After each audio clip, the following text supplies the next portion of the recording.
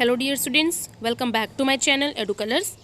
आज हम इस वीडियो में क्लास 8th की सामाजिक विज्ञान की जो बुक है इतिहास, उसका पाठ पढ़ेंगे। राष्ट्रीय आंदोलन का संगठन था 1870 के दशक से 1947 तक। ठीक है, यानी कि इसमें पूरा आपका जो राष्ट्रवादी आंदोलन है, किस किस तरीके से जो अंग्रेज़ों ने भारत में जो वो कानून लेके आए थे, अधिनियम लेके आए थे, और जो भारतीय राष्ट्रीय आंदोलन चला, उसके बारे में इस वर्कशीट में हम पढ़ेंगे। वर्कशीट आपको 25 जनवरी को मिलेगी बच्चों, और ये वर्कशीट है 28। ठीक है, चलिए अब हम ये वर्कशीट शुरू करते हैं। उससे पहले मेरे चैनल एडू कलर्स को बच्चे आप लोग ज़रूर सब्सक्राइब करें। अब हम कंटेंट पढ़ते हैं और ये जानते हैं कि राष्ट्रवाद का उदय किस तरीके से हुआ। अगर हम देखें, हमारी जो पहले की जो वर्कशीट थी उसमें हमने जाना कि 1857 की क्रांति हुई।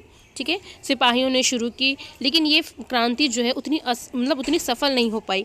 अंग्रेज़ों ने इस क्रांति को दबा दिया था। ठीक है, अब उन्हें समझ में आने लगा था, यानी कि अंग्रेज़ों को समझ में आने लगा था कि भारत के संसाधनों पर कब्जा और भारतीय लोगों के जीवन पर अगर प्रभाव डालना चाहते हैं तो उन पर जो वो अति नियंत्रण कर रहे थे उसे उन्हें कम करना पड़ेगा। ठीक है, अब क्या कहा उन्होंने यहाँ पे हम देखते हैं कि जो राष्ट्रवादी आंदोलन हो रहे थे उसको किस तरीके से आगे बढ़ रहे थे। राष्ट्रवादी आंदोलन आगे बढ़ने के लिए कुछ राजनीतिक संस्थाएं थी जिन्होंने काम किया था अपने अपने स्तर पर। तो हम देखते हैं कि यहाँ पर कुछ संस्थाओं के नाम दिए हुए हैं, उनका स्थापना वर्ष, उनके संस्थापक। ये बहुत इंपॉर्टेंट है बच्चों, ये आगे के आपकी कॉम्पिटिटिव एग्जाम्स में आ जाते हैं, पूछते हैं। तो पहला है पूना सार्वजनिक सभा, जो कि 1870 में ये इसकी स्थापना हुई थी और इसके संस्थापक थे महादेव गोविंद रानाडे मुख्य थे। उसके बाद एस.एच. चिपलुंकर और गणेश वासुदेव जोशी। फिर इंडियन एसोसिएशन की, जिसकी 1876 में सुरेंद्रनाथ बनर्जी और आनंद मोहन बोस ने इसकी स्थापना की थी। फिर मद्रास महाजन सभा 1884 में जी सुब्रमण्यम अय्यर और आनंद चार्लू ने। चौथा है बॉम्बे रेजिडेंसी एसोसिएशन, जो कि 1885 में फिरोज शाह मेहता द्वारा, के.टी. तेलंग और बदरुद्दीन तैयब जी द्वारा इसकी स्थापना की गई थी। फिर भारतीय राष्ट्रीय कांग्रेस, जो आज भी मौजूद है, जिसका नाम सब आपने सुना होगा। 1885 में इसकी स्थापना ए.ओ. ह्यूम ने, दादा भाई नौरोजी ने और डी.ई. वाचा ने की थी। ठीक है बच्चों, चलिए अब हम आगे बढ़ते हैं। हमारा जो अब हम देखते हैं कि जो भारत में जो संस्थाएं स्थापित हुई थी, ये अपने अलग अलग हिस्से में काम कर रही थी। यानी कोई संस्था अपने किसी एक समुदाय के लिए, कुछ संस्था जो अपने अलग अलग समुदाय के लिए काम कर रही थी। लेकिन अगर जब ये सारी एक साथ मिल जाएं तो आप सोचिए जो भारत के जो राष्ट्रवादी आंदोलन थे उसको कितना ज़ोर मिलेगा। ठीक है, तो इन्होंने क्या किया, जो अपने अपने हिस्से में अपने अपने क्षेत्रों में काम कर रही थी, इन्होंने एकजुटता दिखाई और उन्होंने अपने लक्ष्य को पूरे भारत के लोगों के लिए निर्धारित कर दिया। ठीक है, उनका मानना था कि भारतीयों को उनके अधिकार के प्रति हमें सशक्त बनाना है, यानी मजबूत बनाना है। उनको अपने अधिकारों के बारे में पता होना चाहिए। इसी विचार के तहत 1870 और 1886 में कुछ नए बड़े कानून लेके आई। कौन लेके आई? अंग्रेजी सत्ता, क्योंकि उनको लगने लगा था कि ये जो संस्थाएं आ रही हैं भारत में, कहीं ना कहीं ये भारत में राष्ट्रवादी आंदोलन के बीज बो देंगी। तो उनके पर को काटने के लिए और भारतीयों पर अंकुश लगाने के लिए कुछ कानून और कुछ अधिनियम जो है अंग्रेजी सरकार द्वारा लाए गए। तो पहला था आर्म्स एक्ट। ठीक है, ये 1878 में पारित किया गया था। इसमें बोला गया था कि भारतीय जो हैं वो किसी भी तरह का हथियार नहीं रख सकते। दूसरा था वर्नाकुलर प्रेस एक्ट। इसमें बोला गया, ये 1878 में आया था, और इसमें बोला गया कि अंग्रेजी जो सरकार है उनको ये अधिकार दिए गए थे कि अगर उनको लगता था कि कोई भी जो न्यूज़पेपर है या मैगज़ीन है, कुछ भी है, तो अगर उनको लगता था कि कुछ भी आपत्तिजनक चीज़ें अगर उनके खिलाफ छप रही हैं तो वो उस प्रेस को या उस अखबार को फ़ौरन बंद कर दिया जाता था। ठीक है, पूरी तरीके से बंद कर देना, उस पर अंकुश लगा देना। फिर इल्बर्ट बिल आया। इल्बर्ट बिल में ये जो है 1833 में पारित किया गया था।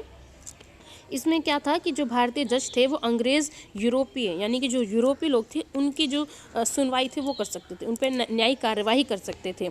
लेकिन अंग्रेज़ों को ये चीज़ बर्दाश्त नहीं हुई कि एक भारतीय कैसे एक जज बन सकता है और उनके मुकदमे लड़ सकता है या उनको सज़ा सुना सकता है। तो अंग्रेज़ों ने इस चीज़ के पे विरोध करना शुरू कर दिया और इन्होंने बोला कि इस कानून को वापस लो, जिस वजह से अंग्रेज़ों ने यूरोपीय लोगों के विरोध की वजह से इस कानून को वापस ले लिया। भारतीयों के में इस चीज़ को लेकर बहुत गुस्सा आया कि अगर कोई भारतीय काबिल है और वो जज बन सकता है तो क्यों नहीं वो यूरोपीय लोगों के फैसले दे सकता। इस वजह से भारतीयों में असंतोष फैल गया और उन्होंने इस कानून को एक तरीके से नस्ली भेदभाव का नाम दे दिया गया। ठीक है, अब यहाँ पर हमारे कुछ क्वेश्चंस हैं। तो पहला जो हमारा क्वेश्चन है वो है पूना सार्वजनिक सभा के सार्वजनिक शब्द से आप क्या समझते हैं। तो चलिए अब हम चलते हैं अपने आंसर्स की तरफ। तो सार्वजनिक सब का मतलब होता है सभी के लिए, यानी कि आम जनता के लिए, ठीक है। जैसे सार्वजनिक पार्क होते हैं जहाँ सभी जा सकते हैं, ठीक है ना। तो उसी तरीके से सार्वजनिक का मतलब होता है आम जनता के लिए, यानी सभी के लिए। अब अगला जो क्वेश्चन है वो है हमारा कि वर्नाकुलर जो प्रेस एक्ट है उसका भारतीयों के जीवन पर क्या प्रभाव पड़ा। तो ये जो एक्ट है ये 1878 में लॉर्ड लिटन के द्वारा लाया गया था। इसमें यह था कि जो भारतीय भाषाओं में प्रकाशित होने वाले जो समाचार पत्र हैं उन पर नियंत्रण लगा दिया गया। अगर अंग्रेजी सत्ता को लगता था कि कोई भी भाषा आपत्तिजनक है, उनके खिलाफ है, तो वो उस समाचार पत्र को, उस एजेंसी को बंद कर सकती थी। फलस्वरूप भारतीयों ने इस चीज़ का काफ़ी विरोध किया। वर्नाकुलर प्रेस एक्ट को मुंह बंद करने वाला अधिनियम या कानून भी कहा, क्योंकि एक समाचार पत्र जो है वो एक तरीके से अपनी जो जनता का एक तरीके से दर्पण होता है, वो रखता है अपने समाज में अपनी जो नीतियां हैं, अपनी बातें रखता है। अगर आप समाचार पत्र को ही बंद कर देंगे तो इसलिए इस कानून को मुंह बंद करने वाला अधिनियम कहा गया, ठीक है। लॉर्ड लिटन ने 4 साल बाद, इसके 4 साल बाद यानी कि जो 1873 में आया था, इसको 1882 में इस कानून को रद्द कर दिया। अब हमारा अगला जो क्वेश्चन है वो है इल्बर्ट बिल के बारे में, कि इल्बर्ट बिल क्या था और इसे क्यों वापस लिया गया, ठीक है। तो इल्बर्ट बिल जो है लॉर्ड रिपन के कार्यकाल में आया था। इस बिल के द्वारा ये कहा गया था कि जो भारतीय न्यायाधीश हैं उनको यूरोपीय के ऊपर जो फैसले या सुनवाई करने का अधिकार प्रदान था, लेकिन संपूर्ण यूरोपीय समुदाय ने इस बिल का विरोध किया। उनको लगा कि इस आधार पर कि जो न्यायालय थे, ठीक है, उस न्यायालय का कोई भी भारतीय सदस्य यूरोपीय लोगों की अपराधी, जो भी यूरोपीय अपराधी लोग हैं, उनके मामलों की सुनवाई करने के लिए काबिल नहीं है, ठीक है। इस बिल के अत्यधिक विरोध के चलते वायसराय ने इसे वापस ले लिया था। इस वजह से भारतीयों के अंदर गुस्सा था कि इस बिल को क्यों वापस लिया गया।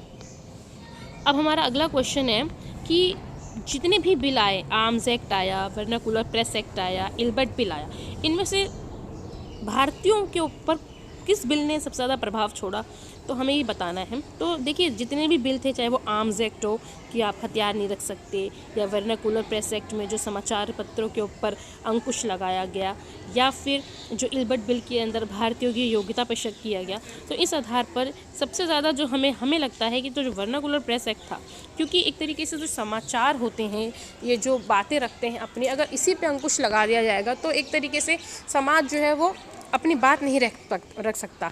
अंग्रेज़ों की जो कुरीतियाँ हैं, जो अंग्रेज़ों की जो गलत बातें हैं, नीतियाँ हैं, वो जनता तक नहीं पहुंच पाएंगी। तो उस वजह से इस वर्नाकुलर प्रेस एक्ट का प्रभाव जो है वो लोगों पर ज़्यादा पड़ा। और इन सारे एक्ट की आने की वजह से जो अंग्रेज़ों की नीतियाँ हैं, ठीक है, जो नीतियाँ थीं हमेशा वो भारतीयों के खिलाफ रही थी।